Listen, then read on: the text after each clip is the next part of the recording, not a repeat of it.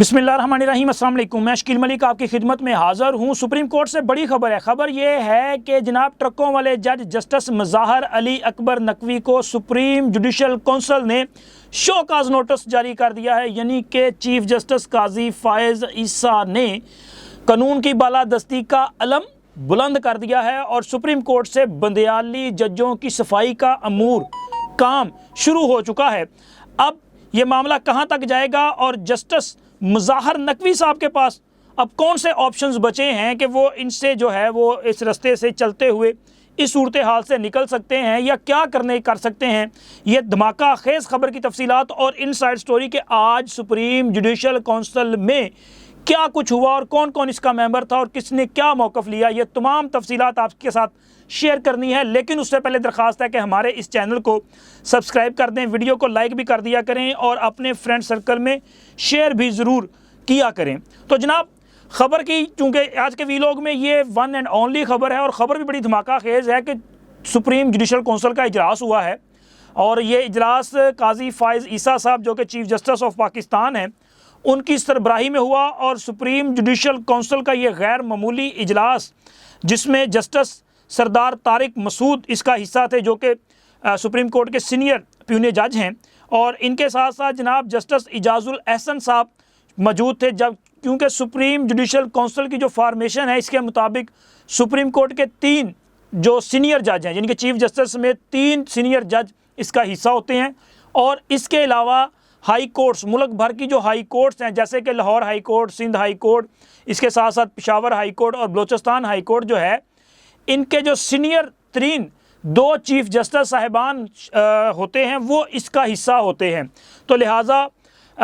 Supreme judicial council में एक तो 3 वो जजेस जो सुप्रीम कोर्ट से थे उनके मैंने नाम आपको बता दिए और 2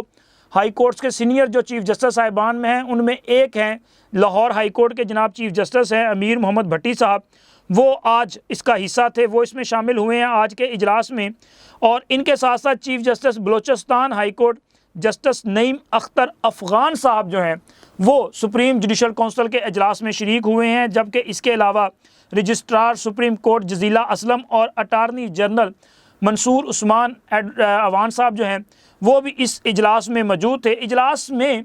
मुख्तलिफ़ अमूर का जायज़ा लिया गया। यानी कि ये इजलास का बुनियादी तौर पे जो मकसद होता है ना वो होता है कि जजेस के मिसकंडक्ट के हवाले से जो शिकायत आती हैं उनका जायज़ा लिया जाता है। अच्छा, गुज़िश्ता अदवार में सुप्रीम कोर्ट में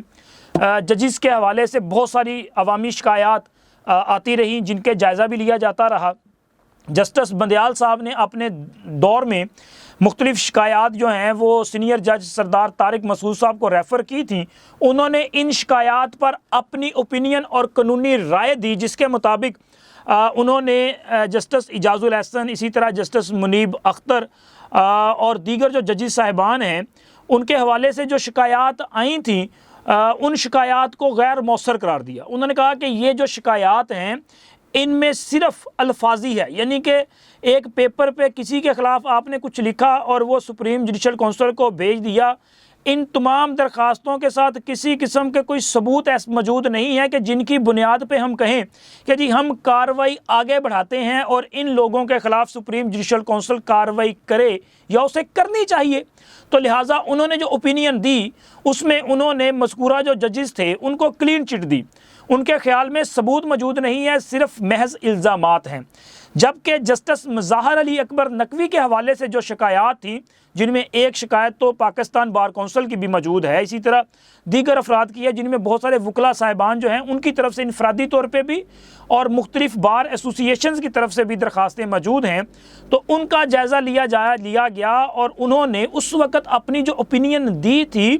उन्होंने उसी वक्त कहा था कि जस्टिस मज़ाहर अली अकबर नकवी साहब के ख़िलाफ़ जो शिकायत मौजूद हैं उनमें ऐसा मवाद है कि जिसकी इन्वेस्टिगेशन तहकीकात होना ज़रूरी है।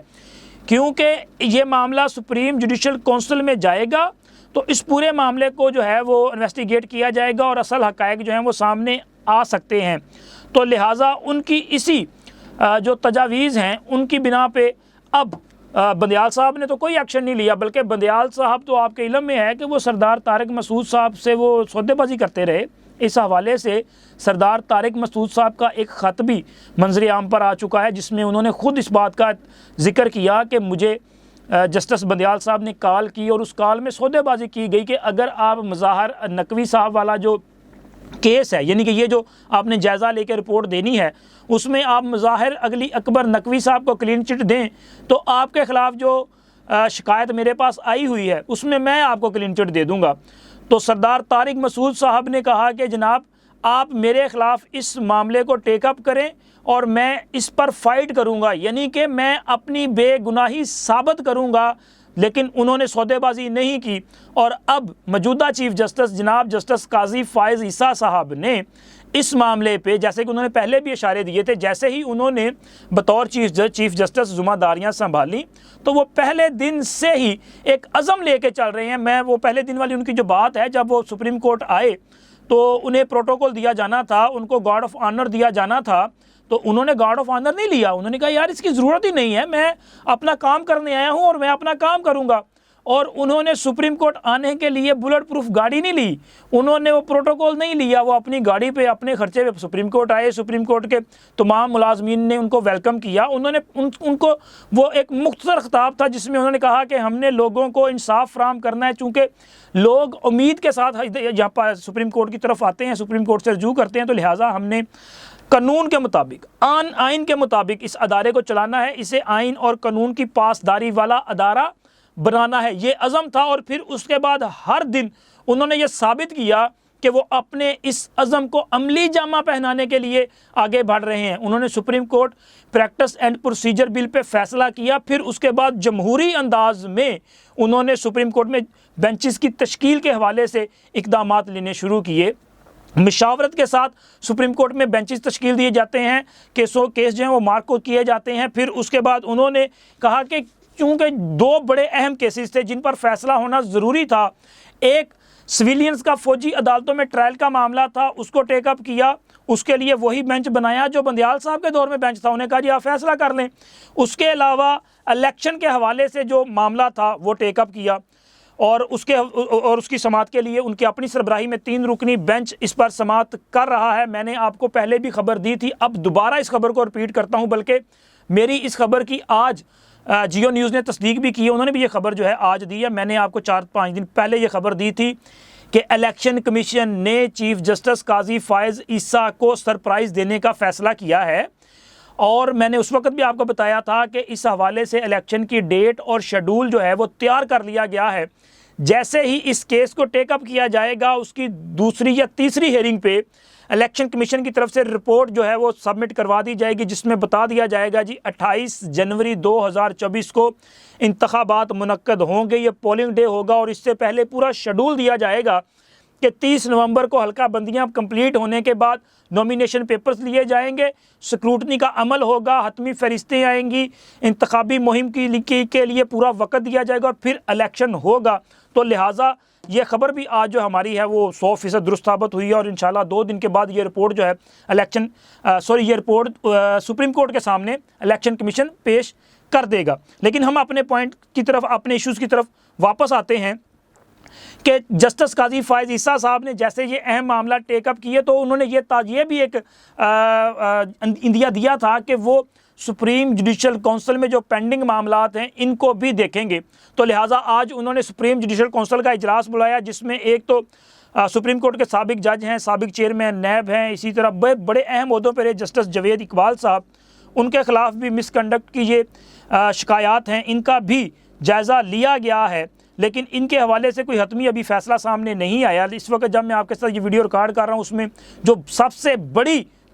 ख़बर है वो है जस्टिस मुज़ाहर अली अकबर नकवी साहब, जिनको आज सुप्रीम जुडिशल काउंसिल ने शोकाज नोटिस जारी किया है और कानून के मुताबिक वो अगले 14 रोज़ के अंदर सुप्रीम जुडिशल काउंसिल को इस शोकाज नोटिस का जवाब देने के पाबंद हैं। अगर वो इसका जवाब नहीं देते तो फिर उनके खिलाफ कार्रवाई आगे बढ़ेगी और उनका शोकाज नोटिस देखने के बाद भी कार्रवाई जो है वो आगे बढ़ाई जाएगी। ज़राए के मुताबिक आज सुप्रीम जुडिशल काउंसिल में जो कार्रवाई चली है, इसमें यह फ़ैसला अक्सरियती बुनियाद पे किया गया है, मुतफ़िका तौर पे फ़ैसला नहीं हुआ, यानी कि 5 रुकनी बेंच ये टोटल जुडिशल कौंसिल है, तो इसमें अक्सरीती बुनियाद पे फैसला हुआ है। एक जज साहब का मैंने आपके सामने नाम लिया है, तारिक मसूद साहब, जो पहले ही अपनी ओपिनियन दे चुके थे, तो लिहाजा अक्सरीती बुनियाद पे फैसले की जो रुदाद है वो मैंने आपको बता दिया। लेकिन अब मुज़ाहर अली अकबर नकवी साहब के पास दो ही ऑप्शन है। एक ऑप्शन तो ये है कि वो जस्टिस काजी फ़ाइज़ ईसा और सरदार तारिक मसूद की तरह बहादरी का सबूत दें,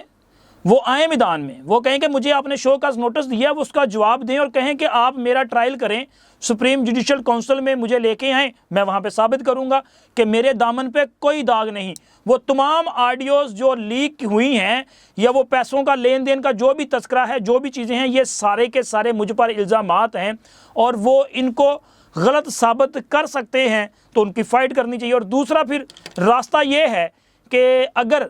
ये फ़ाइट नहीं करते और ये समझते हैं कि जनाब इनके ख़िलाफ़ सबूत मौजूद हैं और ज़ाहिर बंदे को पता होता है ना उसने जो गलती की होती है, को ये चीज़ें हुई हैं, मिसकंडक्ट के ज़ुमरे में आती हैं, तो फिर मेरा ख़्याल है कि मुज़ाहर अली अकबर नकवी साहब अपनी पेंशन और दीगर मराद बचाने के लिए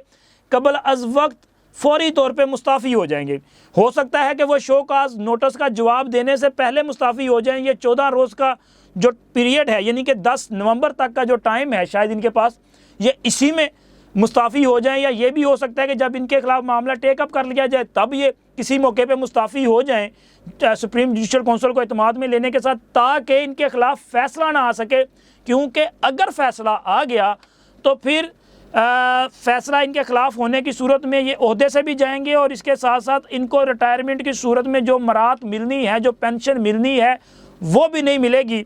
तो जो चीज़ें सामने आई हैं, ऑडियोज़ आई हैं या पैसों का तस्करे का मामला आए हैं और भी चीज़ें जो मंजर आम पर आ रही हैं, उनसे तो बज़ाहिर यही लगता है कि जनाब बंदिया ये मुज़ाहर अली अकबर नकवी साहब मुस्ताफ़ी होने को तरजीह देंगे, ताकि खामोशी के साथ वो पैसे वैसे तो आते रहेंगे ना, रिटायरमेंट के बाद पेंशन वगैरह तो मिलती रहेगी और फिर खामोशी से अपनी ज़िंदगी इंजॉय करें, बिल्कुल उसी तरह जिस तरह बाकी लोगों ने भी किया था। आपके इल्म में होगा, बिल्कुल आखिर में आपको बता चलूँ कि पनामा में भी एक जज का नाम आया था, आई थिंक उनका नाम जस्टिस फ़र्रुख इरफान था, वो लाहौर हाई कोर्ट के जज थे और उनका नाम पनामा में आया था। तो उन्होंने भी कबल अज़ वक्त जो है वो अपना मतलब रिटायरमेंट ले ली थी ना, वो मुस्ताफ़ी हो गए थे। तो उसके बाद अब कभी किसी ने उनका जिक्र भी नहीं किया, क्योंकि पर्दा स्क्रीन से गायब है, अमरात ले रहे हैं, मौजें कर रहे हैं। तो ये भी इसी तरह की मुझे लग रहा है तरजीह देंगे इस तरह के मामले को। फ़ाइट मुझे नहीं लगता कि जनाब मुज़ाहर अली अकबर नकवी साहब जस्टिस काजी फ़ाइज़ ईसा की तरह या सरदार तारिक मसूद की तरह जो है वो खुलकर सामने है कि आओ मेरा करो एहतसाब, ऐसे मुझे नहीं लगता। अब तक इतना ही, अल्लाह हाफिज़।